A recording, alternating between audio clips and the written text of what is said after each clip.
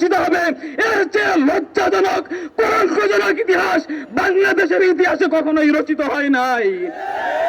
আমরা এটাকে সাধারণ কোনো ধর্ষণ হিসেবে দেখছি না, আমরা মনে করি এটাকে একটি সুদূরপ্রসারী একটি পরিকল্পনা। আমাদের মুসলমান বন্ধুর এরকম ভাবে গর্বকে নাপাক করে দেওয়ার জন্য হিন্দুদের একটি কুচক্রী মহল গভীর ষড়যন্ত্র করছে।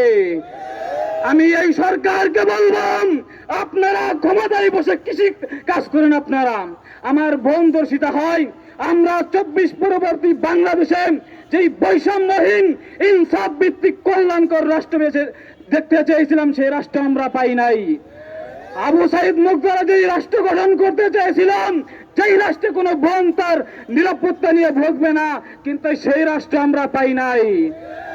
আমরা পরিষ্কার ঘোষণা করছি, যদি আমার বোনের দর্শিতার বিচার না হয় তাহলে আমরা রাজপথ ছাড়ব না, রাজপথ ছাড়ব না।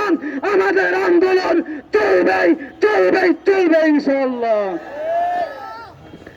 সংগ্রামী সাথী বন্ধুগণ, আমরা দেখতে পাচ্ছি অন্যান্য সামান্য থেকে সামান্য কোনো বিষয় হলে সেটা সমস্ত পুরা দুনিয়া এটা নিয়ে মিডিয়া নিউজ করতে থাকে।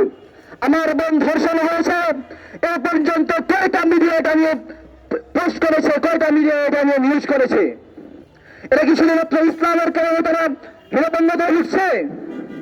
স্পষ্ট ভাষায় বলতে চাই, যদি মিডিয়ারা ঠিক না হয়, যদি আমাদের ইসলামপন্থীদের নিউজ আপনারা কভার না করেন, এর প্রতিবাদ কিভাবে করতে হয় আমরা করে ছাড়বো ইনশাআল্লাহ। আমাদের ইসলামপন্থীদের কারণে আপনারা নিউজ করবেন না যে দাদা বাবুরা নারাজ হবে, দাদা বাবুদের নারাজ হওয়ার কারণে আপনারা নিউজ করতেছেন না। স্পষ্ট ভাষায় বলে দিতে চাই, আপনারা যদি দাদা বাবুদের খুশি করতে চান তাহলে স্বৈরাচার হাসিনা চেপে পালিয়েছে, আপনাদের সব পথ বেছে নিতে হবে।